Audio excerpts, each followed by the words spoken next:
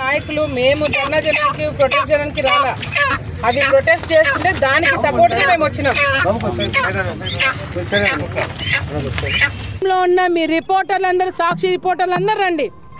నిజంగా అంటే ఈ చికెన్ షాపుల దగ్గర ఎవడు అవినీతి చేసినాడో, ఎవడు అవినీతి కార్యక్రమాలు డబ్బులు తిన్నాడో మీరు నిరూపించండి. నిజంగా అంటే నా పేరు బయటికి వచ్చింటే నేను క్షమాపణ చెప్పడానికి నేను సిద్ధం. ఒకవేళ నా తప్పు లేదని తెలిస్తే సాక్షి వాళ్ళు క్షమాపణ చెప్పగలుగుతారా? ఆ మనస్సాక్షి మీకుందా? ఆ ఇంటిగ్రిటీ మీకుందా అని ఈరోజు మా ప్రశ్న. సో దయచేసి ఇటువంటి రాతలు రాసిన ప్రతిసారి రియాక్షన్ ఇట్లాగే ఉంటుంది.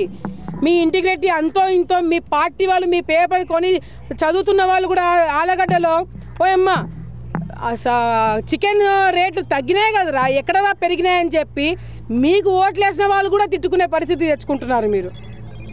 సో దయచేసి ఇటువంటి రాతలు రాసినప్పుడు సాక్షి వాళ్ళు మరొకసారి ఇప్పుడు కూడా చెప్తున్నా, గతంలో ఉన్న చికెన్ రేటుకి ఇప్పటికి తగ్గింది.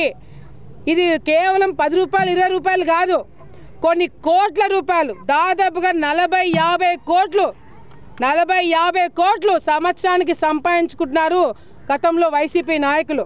దాన్ని బ్రేక్ చేశాం కాబట్టే ఈరోజు మా గురించి మాట్లాడుతున్నారు. సాక్షి పైన తప్పుడు రాతల మీద మేము కోర్టుకి వెళ్తున్నాం కాబట్టే, వాళ్ళ మీద కేసులు వేస్తున్నాం కాబట్టే మా గురించి తప్పుడు రాతలు రాస్తున్నారు. నేను ఇది రాయడం వల్ల మేమేదో బెదిరిపోతాము, ఆడపిల్ల గురించి రాస్తే వాళ్ళు ఇన్సల్ట్గా ఫీల్ అయ్యి ఇళ్లలో కూర్చుంటారు, ఆమె బయటికి వచ్చి మాట్లాడుదని అనుకుంటున్నారేమో. మీరు రాసే కొద్దీ నేను ఛాలెంజ్గా తీసుకుంటా. మీరు నన్ను టార్గెట్ చేసే కొద్దీ నేను ఇంకా ఎదుగుతా. మీరు నన్ను టార్గెట్ చేసే కొద్దీ నేను మీరు తప్పని నిరూపిస్తాను.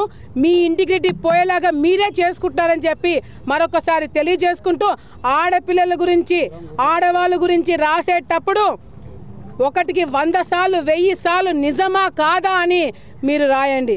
లేదా అంటే మీరు ప్రొఫెషన్ మార్చుకోండి. అంతేగాని ఇళ్లల్లో ఉన్న ఆడవాళ్ళ గురించి తప్పుగా రాసి మీరు తప్పించుకుంటారేమో.